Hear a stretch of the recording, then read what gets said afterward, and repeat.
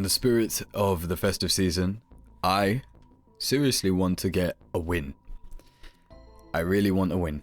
And so, call it obsession, call it addiction, I'm here again. I'm here again as we inch closer towards Christmas. And I think today, okay, I think, what, I woke up and I thought Bandit. I thought Bandit. And I think we're gonna do Bandit. Now the question is, do I go Desperado or do I go Lights Out? I think I'm gonna go Lights Out. I think this is gonna be a decent run. So without further ado, let's jump right in and see if we can make our dream a reality. Distant Roost. Okay. Not bad. And we have Newt straight away, so let's go hit that. No actual reason to, but maybe we'll try Void Fields early on. And we found TP straight away. Nice. Ooh, a Void Bubble. Maybe.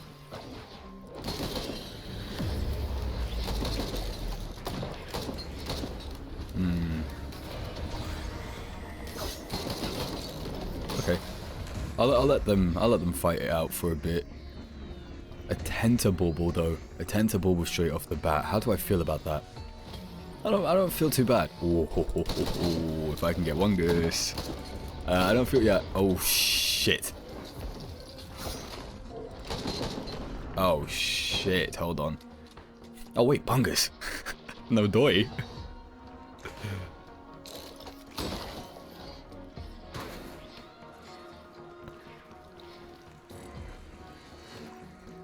Okay, that's definitely a saving grace. Now where are the rest of these Iterinos? There's a Scrapper.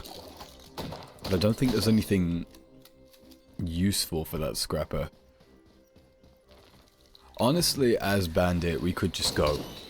We're incredibly strong off the gate. So I might do that, just because it seems like there's not much here but just money. And no way to spend it. Might just get a quick early power boost. I don't know.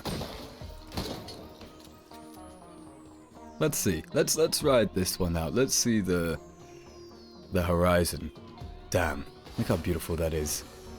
I love scenes with water and mountains and nature. Imagine Norway. Or imagine what's the best example I can give of this? Skellige from The Witcher 3. Skellige is a good example of what I'm trying to get at. I do like Skellige. Speaking of The Witcher 3, I have to finish that this Christmas. The last time I played that game was November last year. I don't know why I dropped it. It just happened. Yeah, I'll take that. Why not? Oh no. Bethanic Bloom. Okay. Dangerous territory. But this might be a fun run because of it, so I'm gonna give it a shot. That's a really interesting slice of life right there. Let me just heal up. So yeah, gonna finish The Witcher 3 because I don't know if I've mentioned this before, but I have this very obsessive way of life where things have to be done at certain times and certain things are only for specific seasons of the year. And for me, The Witcher is always a winter game. It's a winter game, it's a Christmas game where you sit down, you wrap yourself up in something warm, you have a hot chockey, or you have a cup of tea and some biscuits on the side, some snacks, and you wrap yourself up in a blanket and you just shut the world out and you just go. You just play. You play a really immersive single player game. And you don't let no one bug you. No, hey, do you want to play a game you probably don't want to play for the next 7 hours?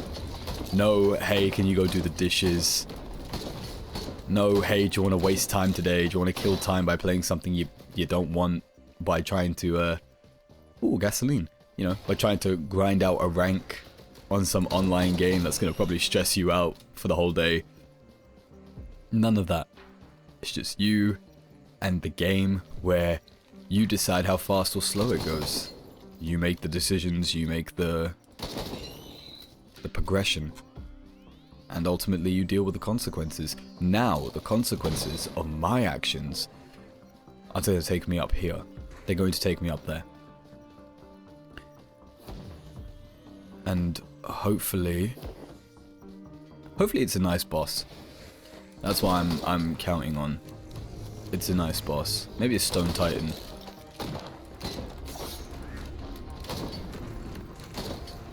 Stone Titan would be nice. One can dream.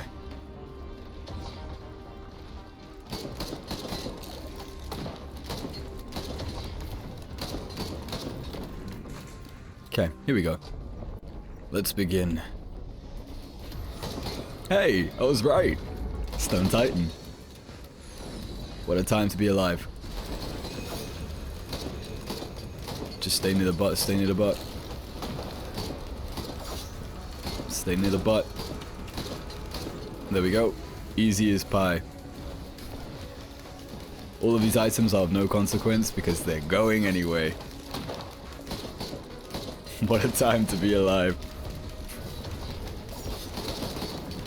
This Bethnic Bloom could make or break this entire adventure. But you know what?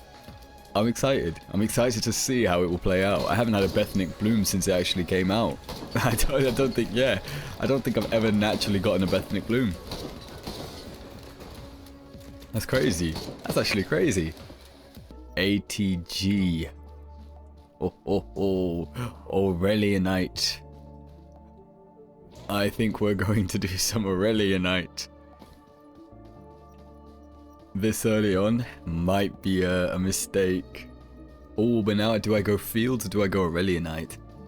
I think I'm gonna go to Aurelionite. I think that's probably a wiser decision right now. Maybe, possibly. There is a potential of a lapse in judgment here. And I lost it for a Ben's Raincoat. Gosh darn it. But damn, look at the damage. I'm basically a glass cannon.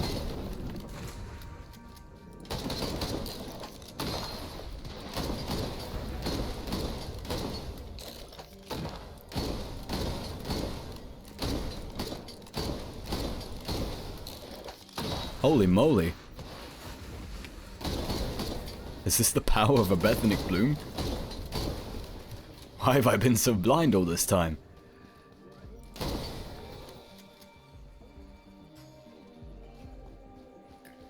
So we have 2 Bethnic Blooms, an Aegis, and a Ben's Raincoat, and no one to kill.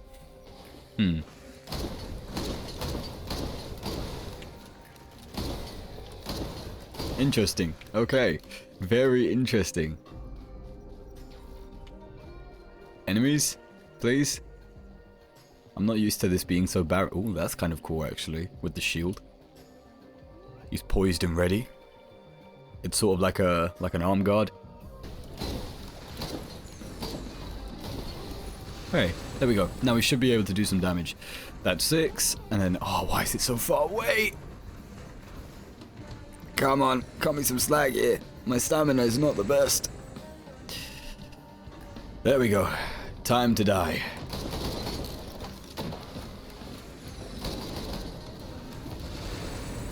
Oh, that was a close one. Oh. Sorry.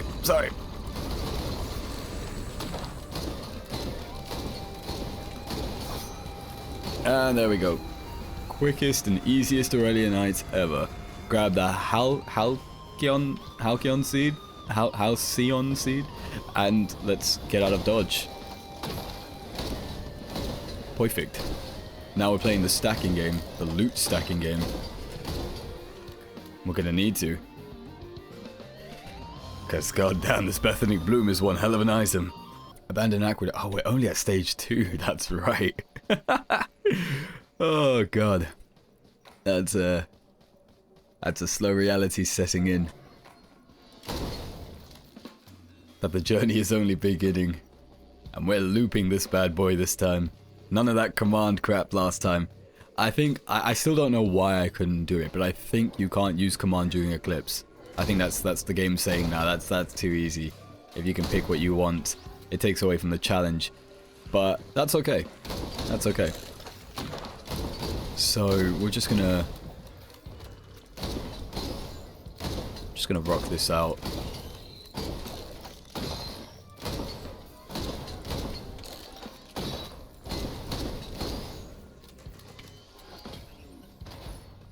Ooh, sticky bomb. That's great.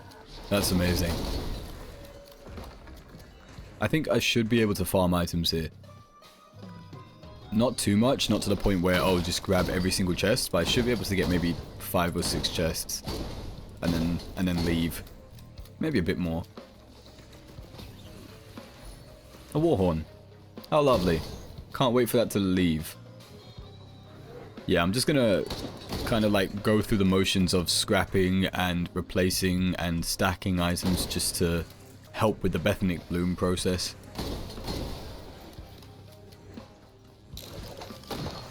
So pop, pop, pop, pop.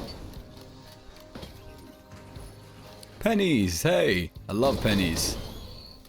I am the change master. We don't use change much anymore. Back in my day, we used to pay with coins. Now we all pay with these magical mobile phones. The future is now, and the future is ugly. I've always found that interesting, like, no movie has ever glorified the future. I think. I mean, you could argue Back to the Future, but that was only for a few moments, and that was 2015. It still kind of looked like the 80s, you know, diners and, you know, kids at school. Just hanging out at the local dive. God, oh, where the hell did that come from? But, yeah, so, I don't think looking back at any 80s movies, they glorified the future. RoboCop, that was not a glorification of the future. That basically said, yo, we're all screwed as a society. That we needed this one man who got, you know, blown to all hell to be repurposed into this cybernetic machine of death. What else was there? I mean, Cyberpunk did a good job of glorifying the future.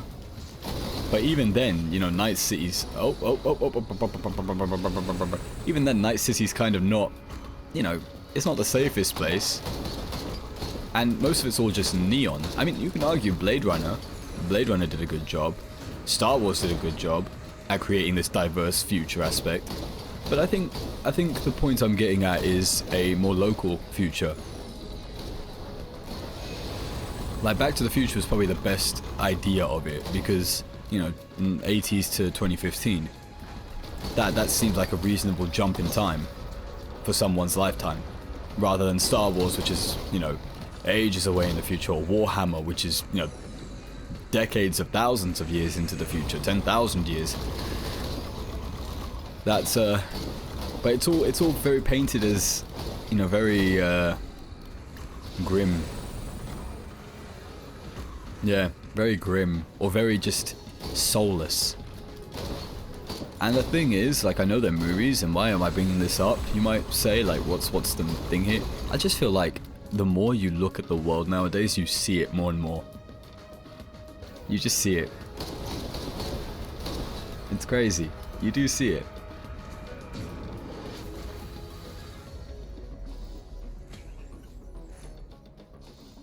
I'm just wondering, you know, you ever just sit back and think, in about 50 years' time, when you're an old man, or when you're, you know, in the twilight of your years, what do you think the world will be like?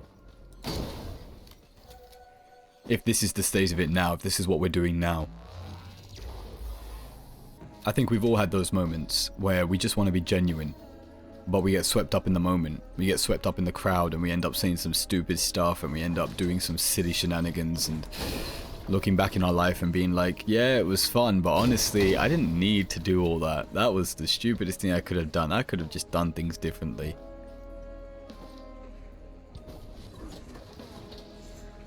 Damn. What a time. What a time to be playing games. And to just get your thoughts out there. That's crazy. That is crazy. Let's get back to Risk of Rain, shall we? That's the serious time over. That's the serious time over. Let's figure out how we're gonna move through the stinky forests. What are we looking at for items? We've got Shattering Justice, Regenerating Scrap. If I can find a green printer, I'm sure to use that. Goat Surf. Awesome.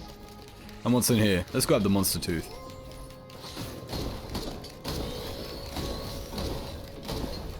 Okay, let's heal. Let's heal a bit. And let's try and get out of here. Just because it seems like our time here is now up. In my opinion. It is up. I wish I had a Lepton Daisy. But I guess Pog didn't choose me today. A horde of many again. Last time it was fire beetles, this time it's glacial beetles. What's next? Poison beetles?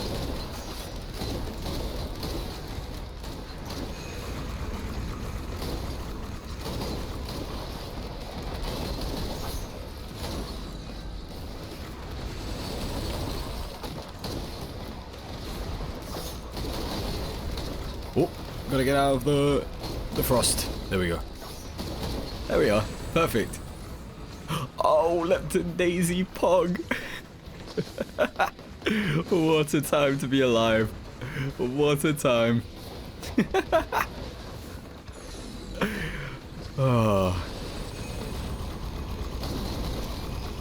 I mean, if okay, nah, there's no chance now because we didn't get newts. But I was gonna say, if we could keep Lepton Daisy for the next maybe round or two, and I could find newt, there's definitely a chance of doing Void Fields, having a Lepton Daisy. That would be such a nice Void Fields. But alas, it looks like the heart of my cards was in the wrong deck.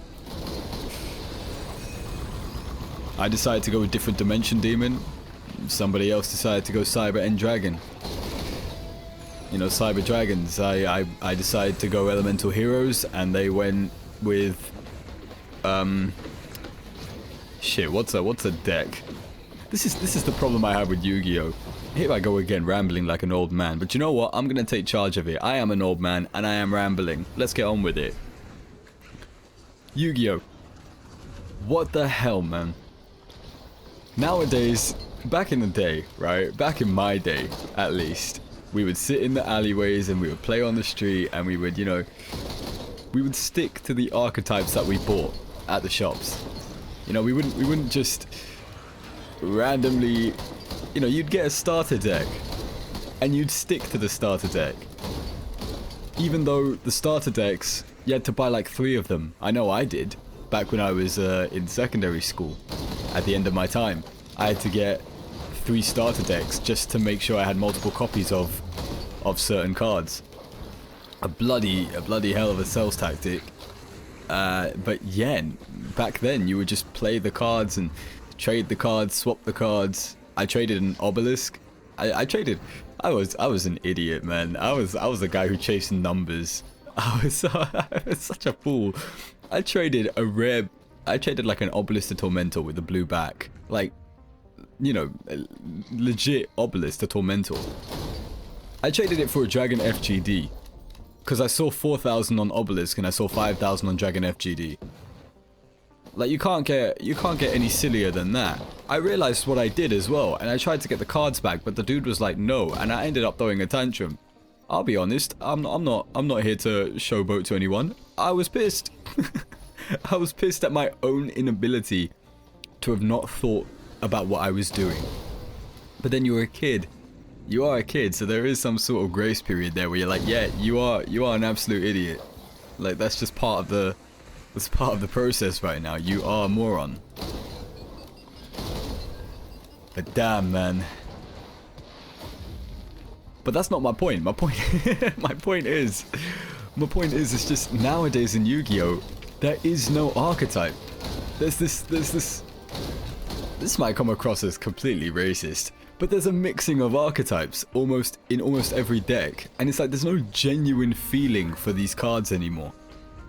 It's not, oh, I'm, you know, elemental heroes, or I'm I'm a different dimension demon, or I'm a blue eyes deck, or I'm a red eyes deck, or I'm a dark magician deck, or I'm an Exodia deck. There's only freaking Ash Blossom every 5 minutes. Ash Blossom, Ash Blossom, Ash Blossom. You wanna start a whole 5-minute summon chain? Fine with me, but as soon as you start, I'm gonna Ash Blossom and ruin everything.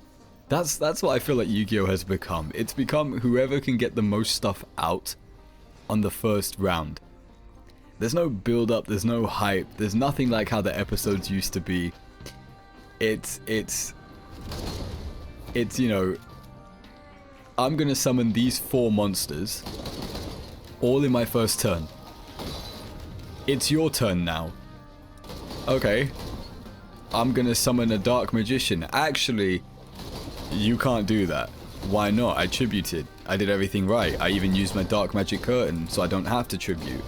Yeah, well, I used this hand trap, and I used this monster's effect to stop you from summoning 1 monster per turn, and then I'm using this monster's effect to use that to chain off the other monster's effect to destroy any card on the field when stopping a monster from being special summoned. And just, oh god, it's just every turn you're shut down.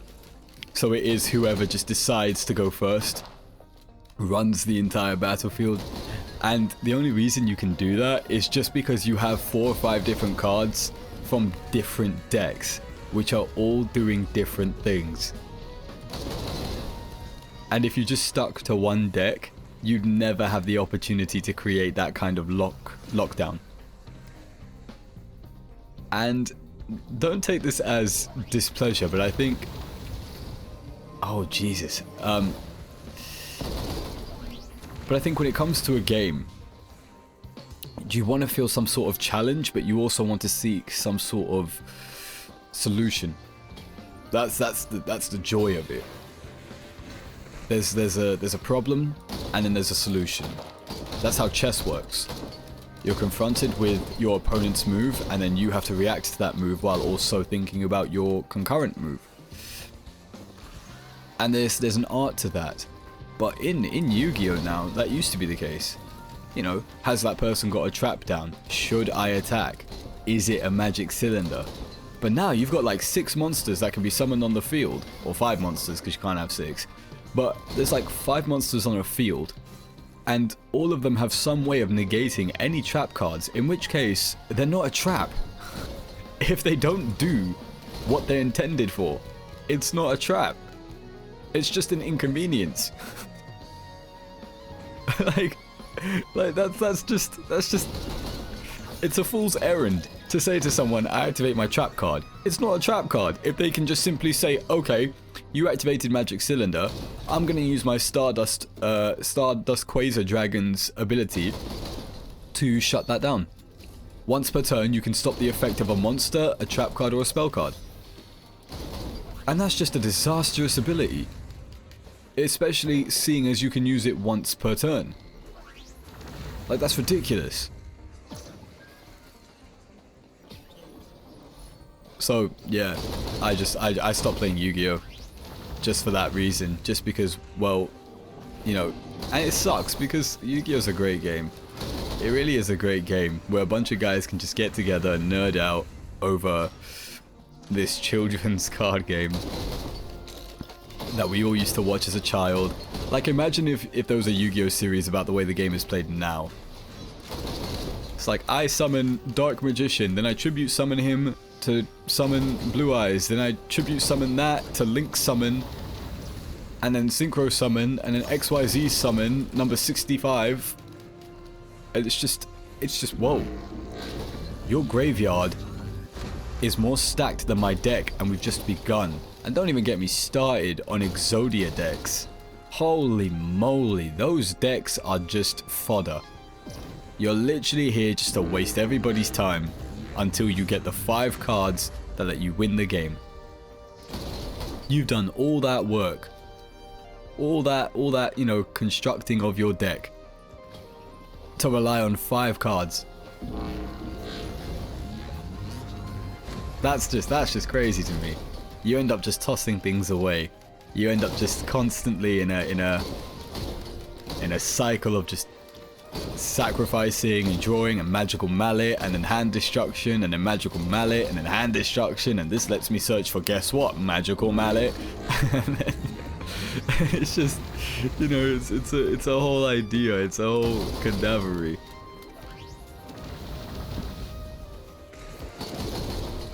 But what can you do? That's just the nature of the card game now. They just want you to buy more cards. That's it. That's just, there's nothing more you can do. But it sucks. It sucks though when your childhood is kind of having to be taken away from you just because of corporate greed. But then you have to just take solace in the memories. Like for example, I'm going off again, but another game that I'm realizing that I'm really not liking anymore compared to how I used to is Warframe. I'll be honest with you, I'm really not a fan of the way Warframe is going. I know they just released that update of Whispers in the Wall, and you know, it was great. The cinematics were great. The environments are fantastic. They're beautiful, and I'm sure the new Warframe is amazing if I could get him. But I've slowly realized playing it recently, I don't like this game anymore. I really don't like it. And it's multifaceted. It is multifaceted, honestly. Hold on, let me just see if I can just get in here real quick.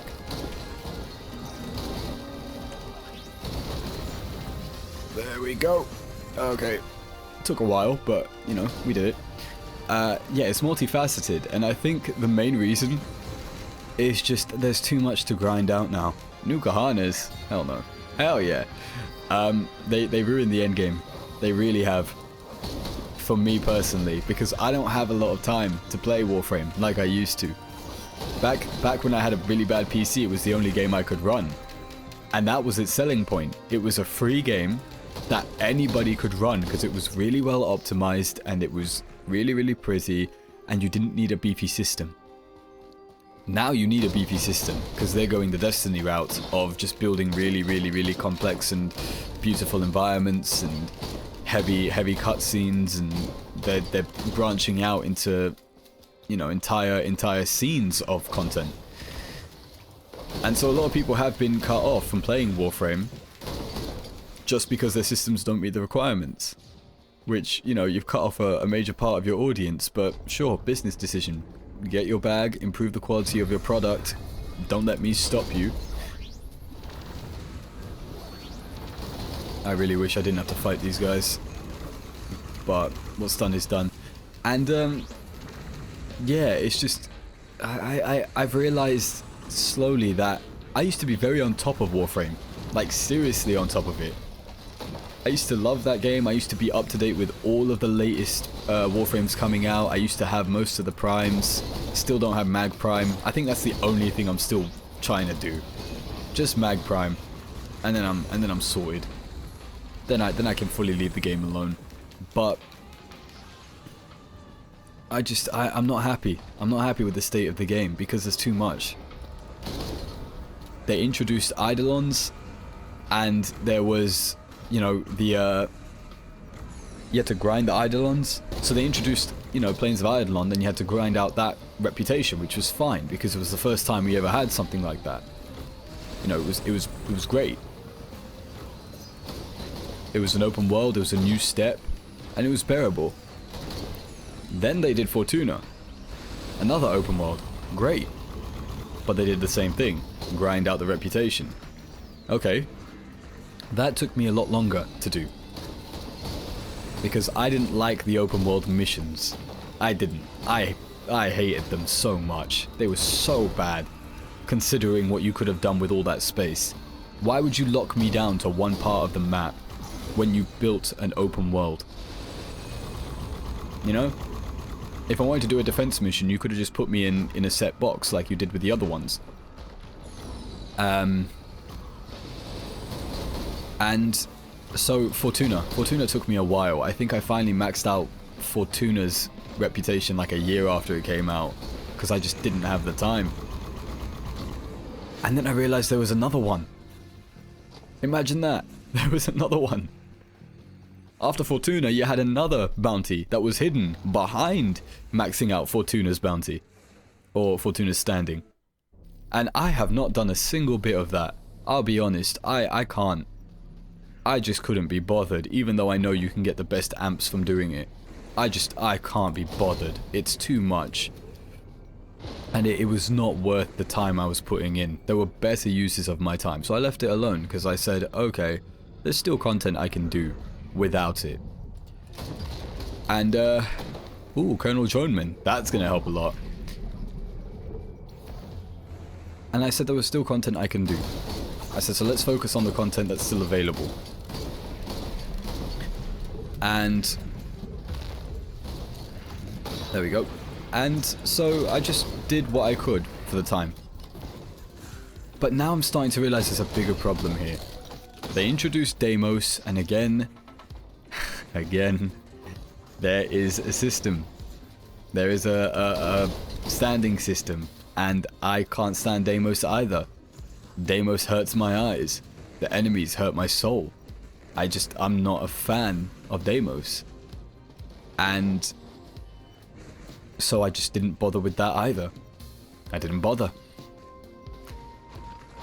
And now we had the Zariman. And that was so cool, because you saw a little bit in the quest of the war, not the war within, the new war. That was a brilliant quest. Honestly, fantastic. I wish they would do more cinematic stuff like that. Brilliant.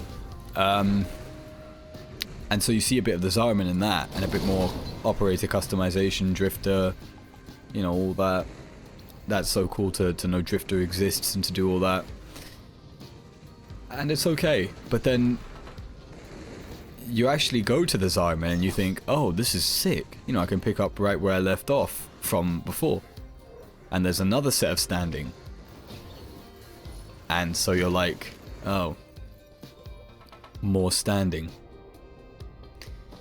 So I still haven't done that either. And now they've introduced the Necrolisk. More stuff. The newest standing, Cavia. And that is another bit of standing I cannot be bothered to do. But that's not the end of it. That is not the end of my issues with the game. My biggest issue now is you genuinely feel like you can't play it. You cannot play it. If you want to do any sort of content for endgame like Steel Path, you are locked behind so many barriers. And it's funny because they said, oh, we're going to take off the mastery rank for weapons or for certain quests. The whole point of the mastery rank system is to see how much of the game the player has experienced. How many weapons they've tried, how many different builds they've tried. And nowadays my mastery rank has not gone past 22 for the last year and a half. Simply because the content has become so hard at certain barriers that I refuse to use anything other than my endgame loadouts. And you might say, why don't you use something else and go to lower levels and level them up? Because that's boring, and I have no need to do it. I have no need. So why would I go to a lower level area when all the things I need to progress my account further are in higher areas? That just makes no sense. That makes no, ideological sense as to why I would backtrack when it offers me no gain, or very little gain. But then you come to the other bottleneck, which is I can't progress to get the stuff I need because I don't have these certain mods, or I don't have this certain weapon, and I don't have this certain evolution of this weapon because I don't have the standing for the place that sells it.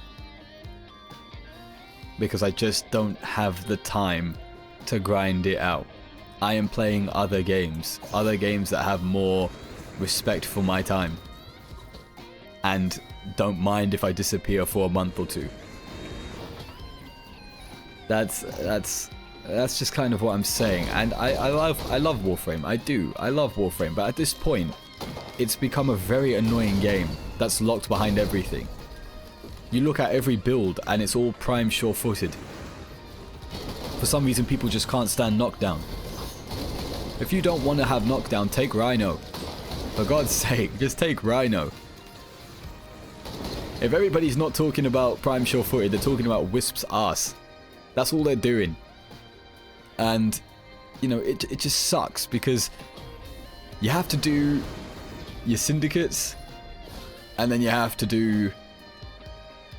What else? You have to do your syndicates just to get the augments that work for people. Like Hydroid, right? Oh, a bit of lag there. I love what they did with Hydroid. Hydroid has become one of my favorite frames now. I've always loved Hydroid. He was just so garbo. But I loved Hydroid. I loved his skins. I loved his gameplay. I loved his entire thing. I love water. And, dude, the rework for him made him instantly S tier. Now the problem here, and this is probably my fault, but I wanted to change my syndicates up. So a few weeks before the Hydroid rework, I decided to level up my other syndicates to try and get the rewards from them.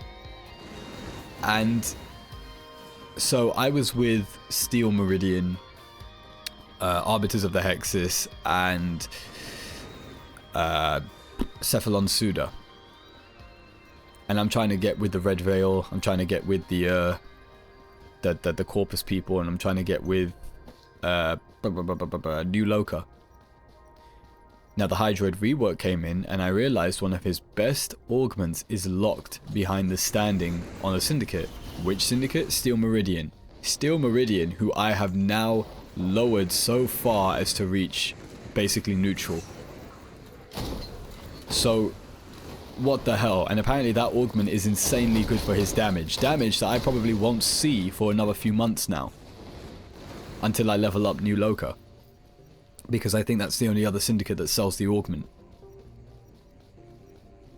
I'm just getting a bit frustrated with the power gating behind a lot of Warframe's content, considering the time you have to put in for it. And Eidolons, I never did Eidolons. Oh, and you know what's really annoyed me now? Arcanes. Arcanes. Because they've got this update right now, because of the new Whispers in the Walls. What am I looking for here? I'm not looking for much. I'm planning on going, actually. So they have this new update, Whispers in the Walls. And they've released an operation, right? Which is like a special timed event. And you can get all these arcanes, which can significantly help your gameplay. They can help your survivability. They can help you with little quality of life things, such as providing you more energy, providing you more armor, providing you more strength. And Eidolons are like field bosses in the Plains of Eidolon, which is an open world. Right? So these are field bosses, but they're quite difficult when you're not used to them. People go and speedrun them. They do 6 rounds of, you know, 3 Eidolons, and you have 40 minutes, I think, to defeat them. 3 of them to get the rewards, and they each have better rewards the higher up you go the list. And you can do them all in, you know, succession. And people usually do this thing where they quickly go in and out, reset the thing so that they can, you know, do 6 rounds of defeating those 3 bosses within 40 minutes. And I could never do it. I could only do 1 round. I was never good at Eidolon hunting. I was never good at any of that. So I just didn't do it. So I couldn't get any of those rewards. Those rewards are now in this operation that they've got set up.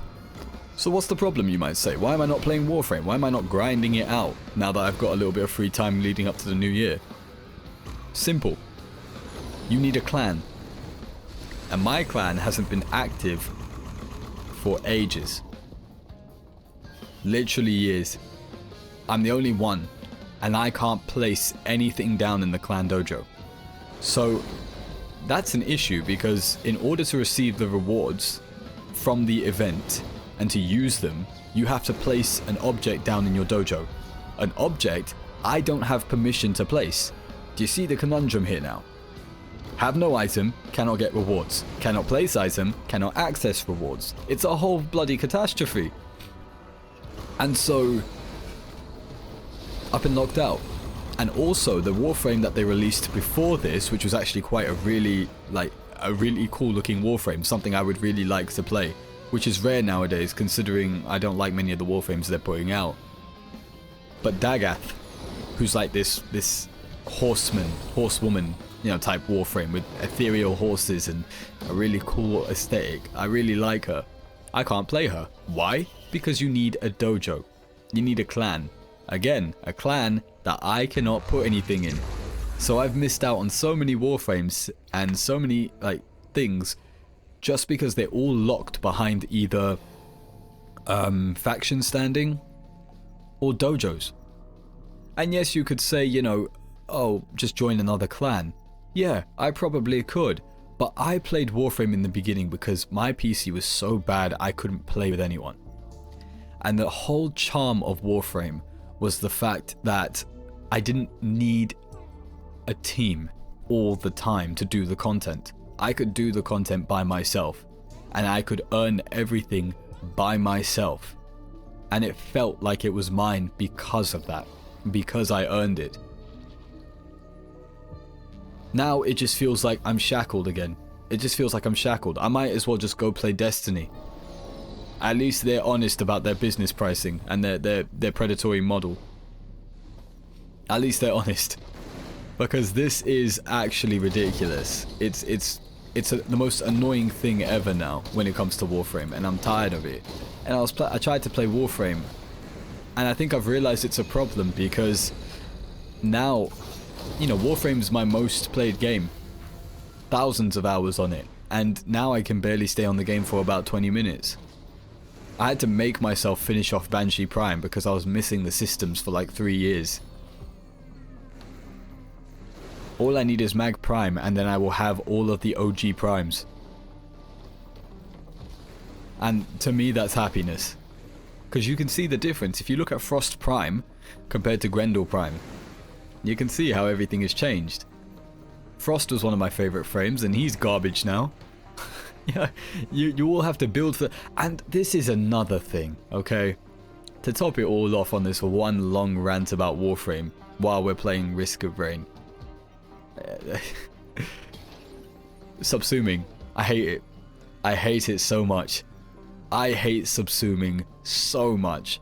What is the point of having different ability sets on different Warframes if you can just mix them all together? It's the same thing as I was saying with Yu-Gi-Oh! You're taking away from the novelty of using that specific frame and that specific frame's abilities and passives and niches. For what? The whole point was that, you know, you pick a frame and they have a set abilities. They have set passives. They can do certain things better than others, and that encouraged the use of different frames. You want to do defense? Take Frost. You want to do survival?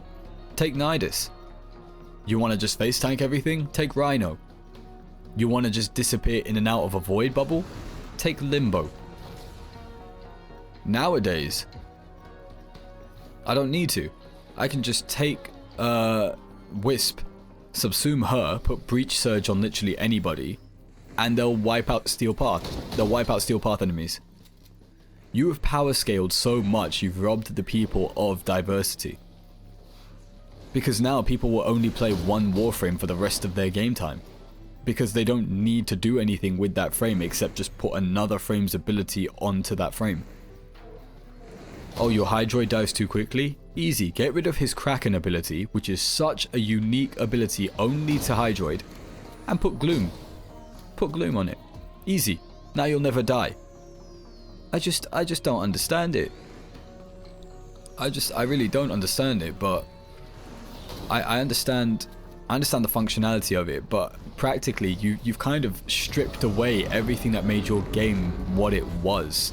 If you were struggling by yourself with a certain frame, that's what encouraged you to switch frames, or to encourage you to play with other people. And I never had friends to play Warframe. They came in, they found it too daunting, and then they left. Yeah? Well, it's become even more daunting, basically. That's the point. It's become even more daunting. Because there's just so much to do. So much time you have to put in now, that I'm legitimately considering going back to Destiny. Just because there are no barriers except a paywall. I don't have to spend days just to farm one thing. I don't mind waiting, right? I don't mind doing the whole waiting thing. I don't mind, you know, setting something up in the foundry, wait 3 days to build, or wait 12 hours to build the separate parts and then build the main thing in 3 days. That's fine with me, because it gives you options. It gives you time to wrap things up. It gives you time to farm out that last weapon, to level it up, or to try something new before you get this. It builds up anticipation, basically. Now, Christ on a bicycle, man. They're shoving out a new Initiate pack every 5 months. Initiate pack, Zenith pack, 10-year pack, November pack. This was a game that was built with nothing but accessibility in mind. It was a great game that anybody could play and anybody could earn their own keep. And now it's just become flashy, AAA, you know how it always is. Granted, I am painting it in a very bad picture. There is still the aspect of, you know, free to play. But I'm just saying, at this point, it's a pain to play. It's become a real pain to play, and it sucks. Like I said, I've spent a lot of time on that game. I have a lot of memories of that game.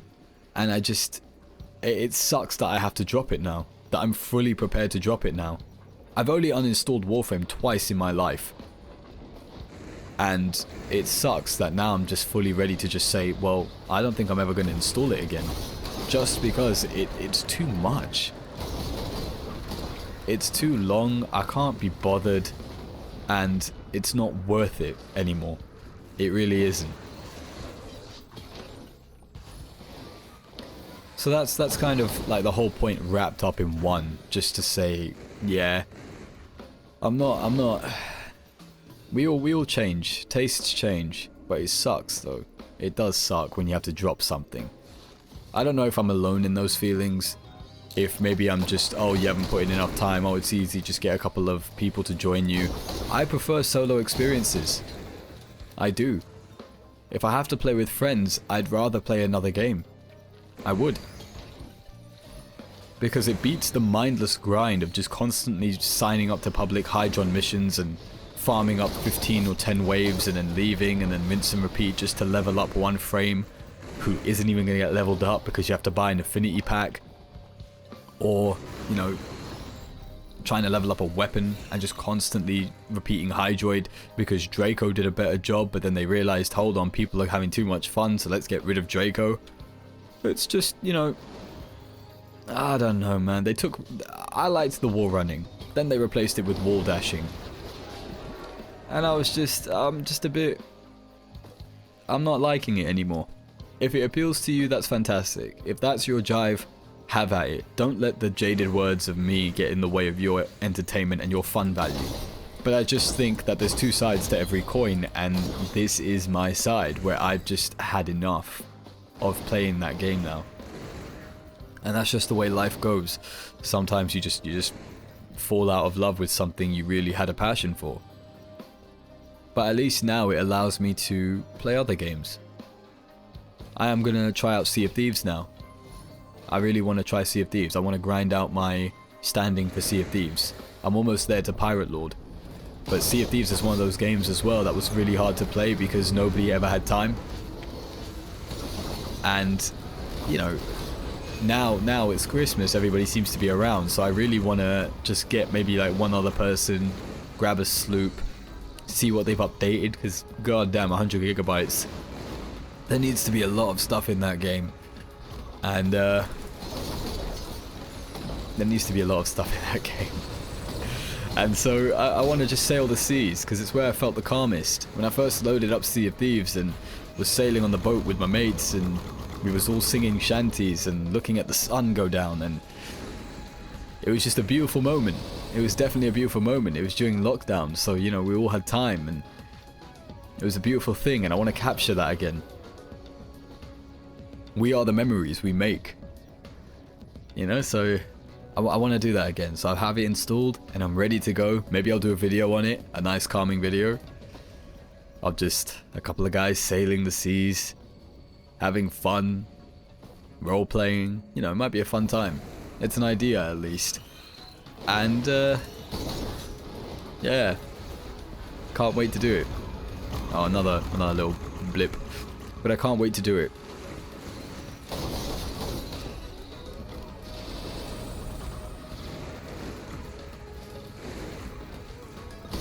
God, I've been talking for a while now, haven't I? What did I get from that?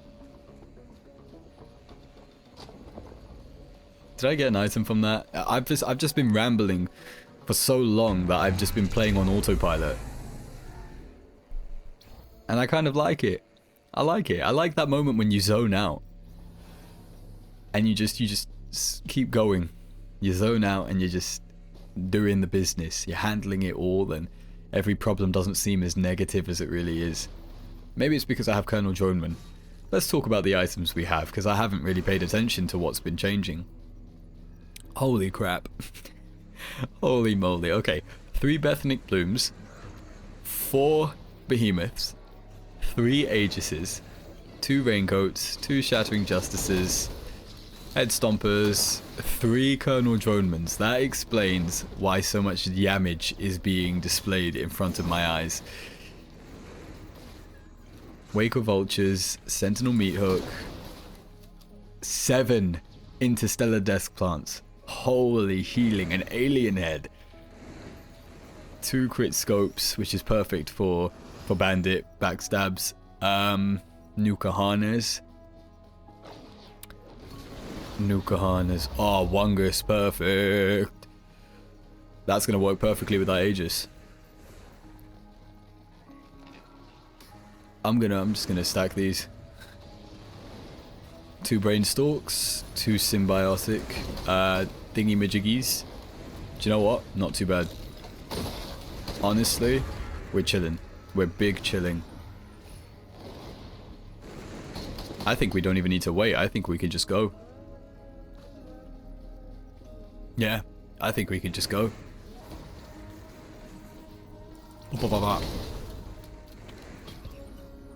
Nope. Holy. Well, I can't get too overzealous here because, you know, even though we're still cracking down on the man. Okay. You know, you still have to be careful not to get one shot.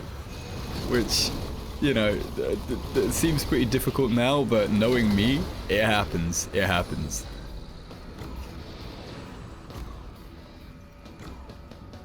Oh god, look at all these radiuses. Look at all this healing. Look at all those Nuka Harness. Holy moly.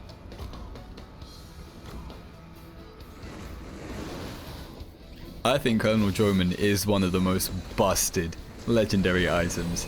If you can stack some Colonel Dronemans, holy moly. What a time. What a time. And I've got quite a few I've got quite a few drones as well.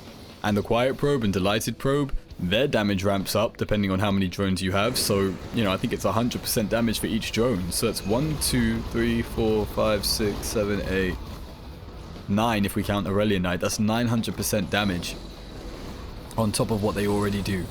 That's nuts. I have an army.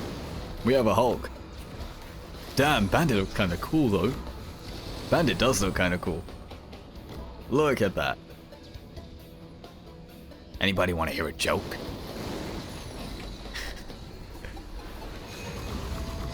Three guys walk into a building, but there's a ghost in it and it eats them alive before they can complete their tasks. I'm just describing Lethal Company. I was actually asked to play Lethal Company a couple days ago because a friend of mine over on twitch.tv/zerdit, he was trying to do a stream with a friend that he hasn't seen in a while, and they finally had some time to play games together, so they were going to do Tiny Tina's Wonderland, and that didn't work out. that didn't work out. Scavenger!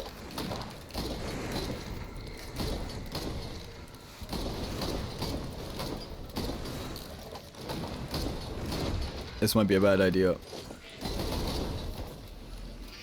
Oh, 26k! Oi, oi, oi, oi, oi.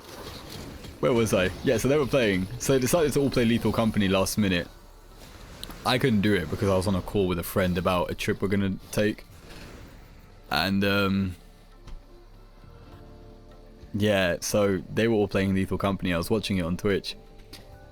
Honestly, someone pitched it to me, okay? A couple weeks ago, or like a month ago, someone pitched it to me. They say, hey, play Lethal Company. And whenever someone does that to me, I get the idea that it's just a trendy game. It's just a trend game. There's going to be no actual substance to this game other than for like the month or two. Because when someone described it to me, honestly, it sounded just like Among Us. It really did. Couple of guys in suits, on a ship. Then they go out, and there's monsters that try to kill them while they're doing tasks. Now, I don't know about you, but that sounds like Among Us. So, it doesn't look like my type of vibe, so I don't think I will play. But I was watching it, and it does look quite fun. But, it is just a trendy game. Because it was the same story. There's another scavenger. Holy guacamole. Holy guacamole. Let's find him and put an end to his life. Maybe pick up a legendary chest while we're here. But Lethal Company, yeah, it just sounds like a... It just sounds like a whatchamacallit. Among Us. And it's just a trendy game, kind of like how Phasmophobia was back in 2020. Yeah, 2020. Like, still haven't fully played Phasmophobia. I've not got my time on that game. And what other game was it like? There was another game. It was Phasmophobia, Among Us, and there was another kind of like fad trendy game that came out between that time. But that's kind of the way I see Lethal Company. So if they have fun with it, that's great. But the problem with these trendy games is that most of them require you to have a party of people. And that's something a lot of people might not have nowadays. I know I don't have it. That's why I don't play them. That's why I do a lot of solo gaming. Because it's difficult to get a whole group of people. Maybe you can get 1 or 2 people, in which case I'd play Sea of Thieves, or I'd play V Rising, or Stardew Valley, or even Terraria. Terraria if we have 4 people. Perfect. But you have to contextualize whether you want to play something. Yeah, it's a cheap game, yeah, it's not that bad, and it's a small game, you can just play it whenever. But why would I buy a game that I know is not going to have more than 3 uses? Would you buy a product that only has 3 uses? No. No matter how cheap it is, unless it's free, you're not going to do it. So that's just kind of my standpoint on all of that. Not that anyone really asked, but that's the nature of this type of video. We just speak. We just speak and listen and do our thing. Now, let me see if I can hit this TP. Because the music is vibing. The anticipation is building. My loins are stirring for some reason. But yeah, if you want to see Lethal Company stuff, just go to twitch.tv/zerdit. I'll plug his Twitch. Why not? The boy's nearly at 50 followers.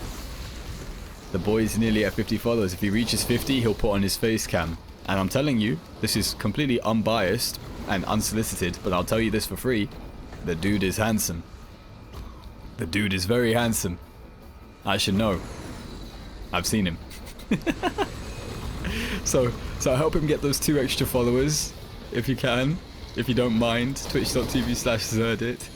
ZERDIT. because I really want to see this face cam. I've been hearing about this face cam for years now, and I want to see it. I want to see him commit to it. He's been holding on to that 50 follower thing for too long, so let's make it happen, please. Oh god, I'm a bad friend. I'm a bad friend. I'm a bad mama jammer.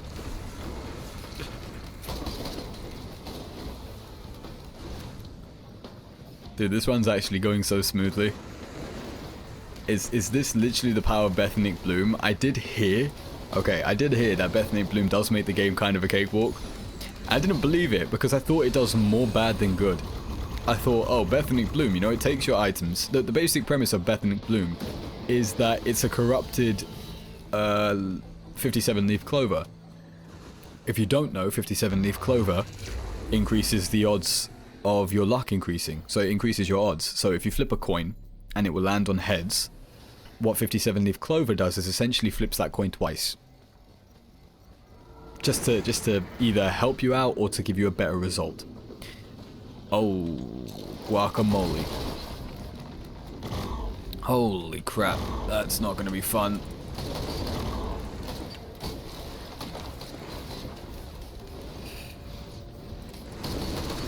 Is it dead yet? Is it dead? That thing, overloading worms, hurt my soul.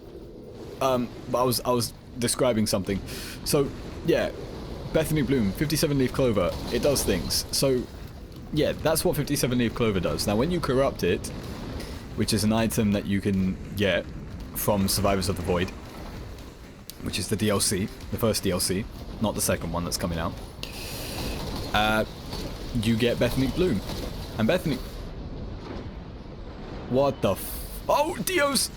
Oh, let me get out of here. Let me get out of here. Oh god, that was scary. Do I have another Dios? Can I get some more Dios, please? I mean, eventually I'll get some more Dios, but that was definitely a clutch Dios. Gotta get out of here, gotta get out of here. Bethany Bloom, yeah, it basically just increases... No, it doesn't increase anything. Let me just try and get this out. 7 dashes. Stop being distracted. For God's sake. Bethany Bloom. It changes your items each round, depending on how many Bethany Blooms you have. So for me, I have 3. So it's going to change 3 sets of items. And it will upgrade them. So if you have like a bunch of wise items, say I have... Okay, those stun grenades. I have 2 stun grenades.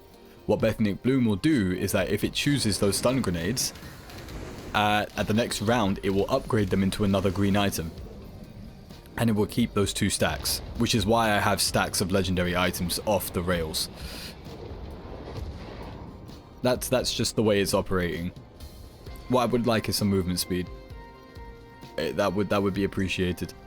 Movement speed would be the best thing ever. And that was actually a really good plan to lose my Dios, because I don't want Mithrix having Dios. Mithrix does get Dios if you didn't know. So in phase 4, when Mithrix takes all your items, oh baby, ooh, that's what I'm talking about. That's what I have been waiting for. Now, see, every time I want to say something, the game just throws something new at me and I lose my train of mind. What was I saying? What was I talking about? What was I mentioning? Yeah, phase 4 Mithrix. Phase 4 Mithrix takes your items, all of your items. And any of those items that have passive effects, he also gains.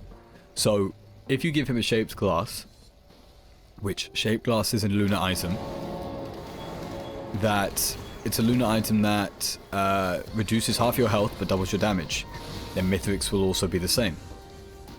He will lose half his health, but he will double his damage. So, it's you know, interesting. But the point I'm getting at here is that if you give him Dios, he will also have an extra life.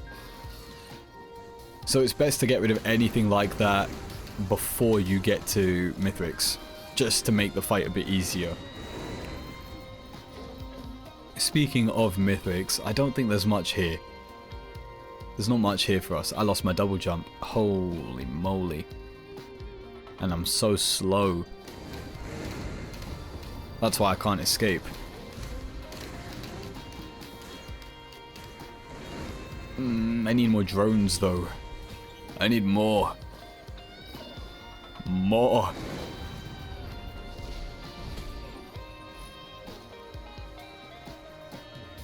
Boom, boom, boom, boom. Okay, let's just go for it. Let's see what we can do here, grandparent. Holy guacamole. What the? Grandpa, stop it. Stop it. Stop it. All my stuff. All my stuff. Grandpa, stop. Stop. Stop. Stop.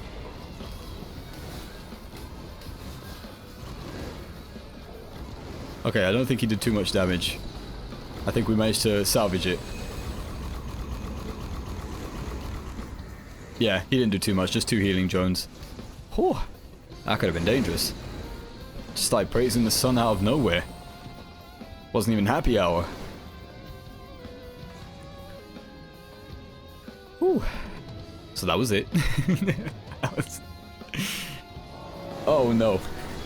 The sacred chime of doom, the clarion call of hell. Oh, I am a Malachite now. Oh yeah, Wake of Vultures. I don't think I've seen an aspect in actually quite a while. But I do know that when you get that Malachite aspect, you feel invincible. Genuinely feel invincible. There is nothing that can stop you with that aspect on. Because once you get past the first loop, you're like, yeah, that wasn't too bad. But then you start hearing those chimes, you start hearing that doom, and then you're like, now I have to pull back a bit. Now I have to start being a bit more attentive. I can't just run in head first and wham bam damn and do all that like I used to. But when you have that Malachite aspect, you can stop things from healing, you can stop things from existing. It's a fun time, it's a good time, it's the best time. Okay, let's hope we can do Mythics. Back to the moon we go. Ascension.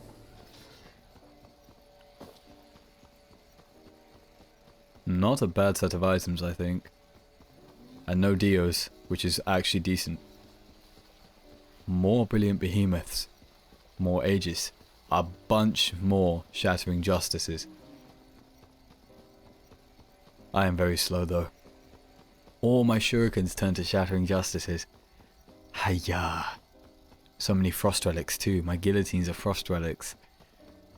3 hardlight afterburners. Ah, my ATGs turned into shattering justices as well. Okay. And my ignition tanks. And my head stompers. Okay. This is going to be interesting. A very slow adventure though. A very slow adventure. But I like it, it's atmospheric. But this is the trouble with showing up to commencement very late into the loop. You start to get a lot of just perfected ones. And this is where we might die, honestly. I just need to make sure I stay alive. Hopefully the drones should be able to take care of them. But we'll have to see. Because I can't do it. All my damage is coming from them. Where am I looking? Okay, so 2 up there, 3 over there. Is there any blood? The blood ones might be the easiest to deal with because I am the epitome of health. Except for when I'm not. Ooh, big chunk of damage. Just keep moving, just keep moving. The drones will handle everything. The drones will handle everything.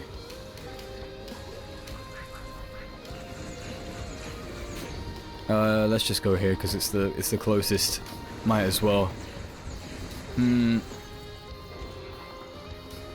then hopefully if we're in an enclosed area, the drone should be able to just slam everything that spawns to oblivion.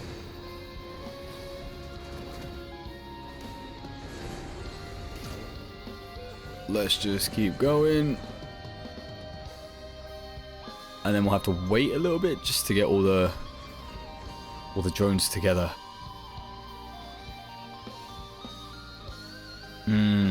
Listen to that music.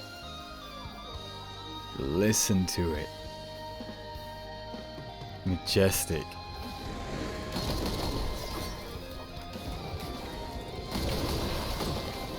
Okay, let's do this one. Whoa, lag spike.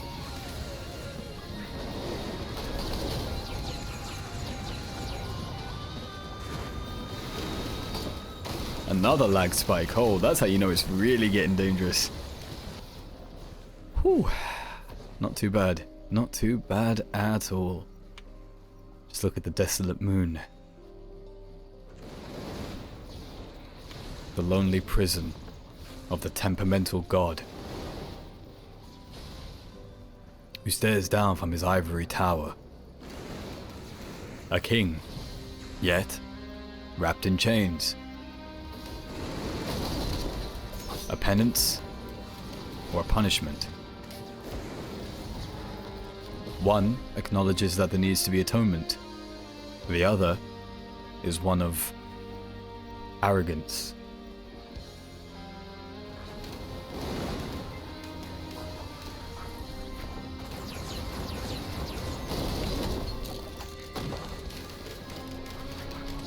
John man. Okay, that's done. Let's see. Where can we go now? It's such a shame that this music only lasts while you're down here charging the pillars. It's such a good soundtrack. That's criminal when someone creates a piece of music that's only used for a very small part of the game.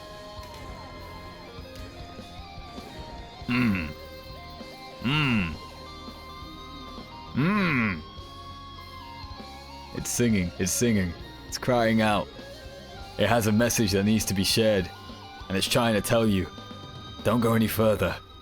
There's nothing for you over there. Is this a good idea? Hold on, no, let's take this slowly. Let's take this very slowly. Alright, that jump should be doable. Easily. Now, time for ascension. Let's pay our respects first.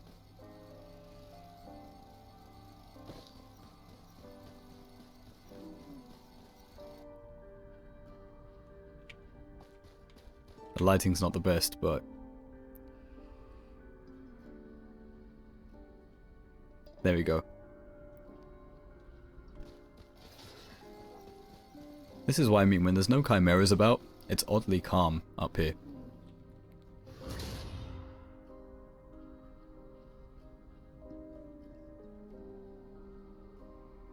Alright, here we go. Oh, I got pushed in. Hello!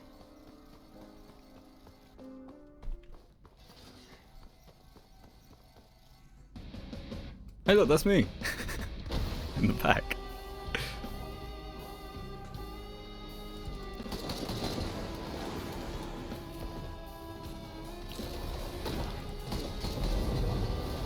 Oh, the boys!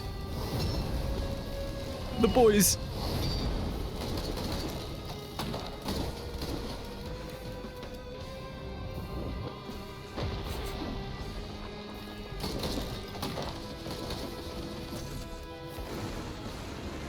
Alright, let me just run. Let me run and let them handle it. Stay stealth. Stay stealth.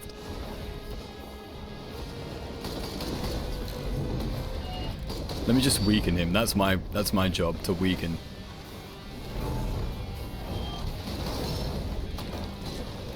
As long as I stack him, they should be able to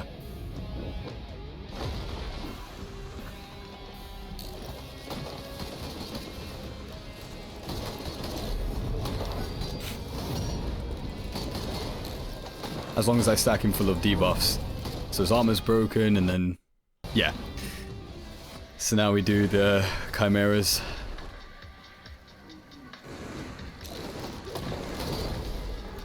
Ay.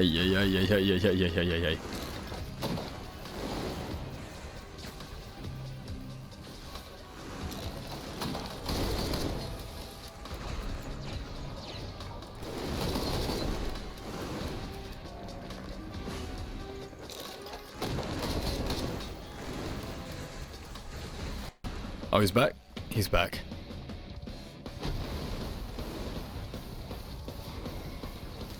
I'm just gonna go hide again.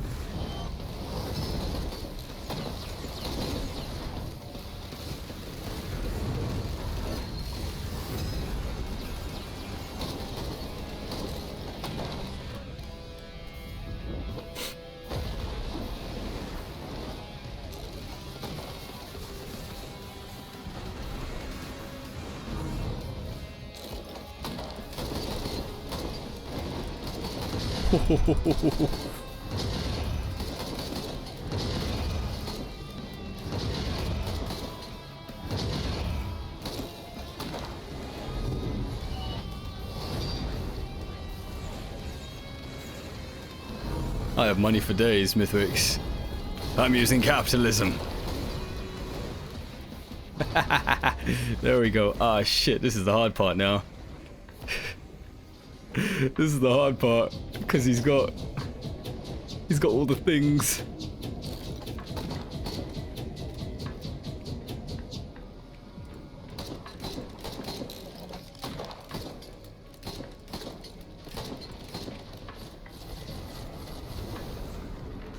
Oh wait, but Aurelionite. There we go. Aurelionite, go on, lad. Go on, lad. What are you doing, mate? Go fight him.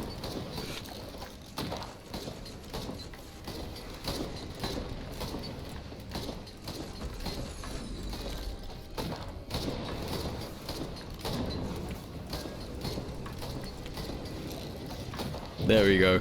There we go. Easy. Easy. Shout out to Bethanic Bloom. Aurelionite, you didn't do anything, man.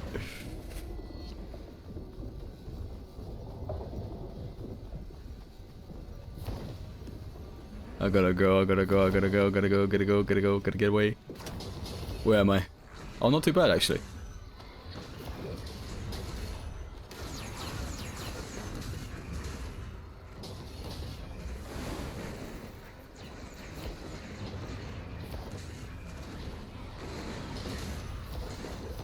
I can just say infinite stealth. Basically, just infinite stealth.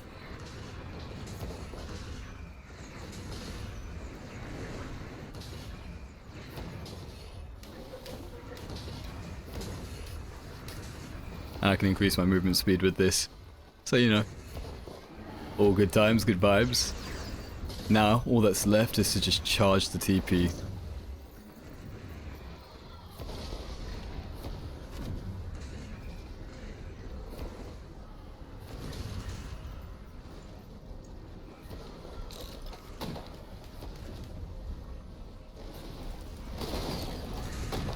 I kind of do like the idea that Mythrix was the only thing stopping these guys from coming here. He was that powerful.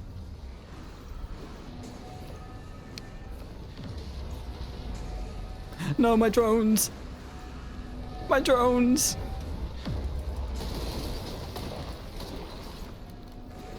What are we at? 60%? Oh, we did it, boys and girls. We did it. We did it.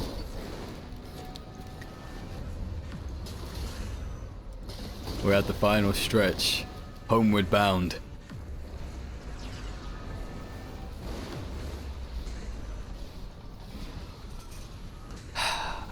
Feels good.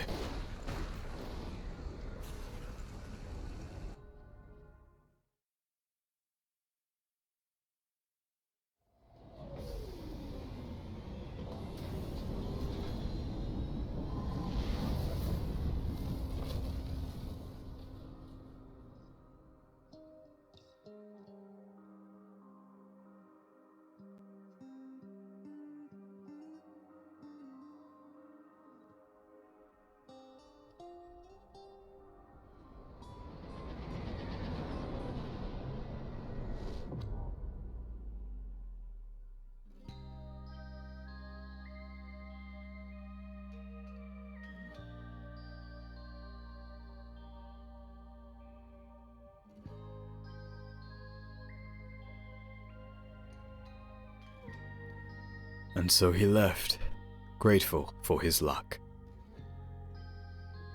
Man, if that isn't a true statement, that is so true. I got so lucky on this run with Bethnic Bloom. But yeah, one hell of a run. Holy moly, let's have a look at this. Minion damage dealt. Yep, you could see where all of that damage came from. That's my first completed eclipse. Holy crap, that is my first completed eclipse. 12 million damage. I mean, that's not... okay, yeah, Dios saved me. That Dios did save me. So in that regard, Bethnic Bloom was just amazing to give me one Dios at least. And yeah, that's it. That's it. We did it. I had a feeling that this might have been the one, because I wanted to get one win at least, because that is my gift to you for Christmas. Merry Christmas. We finally did it. At least one of these runs ended in a satisfactory ending.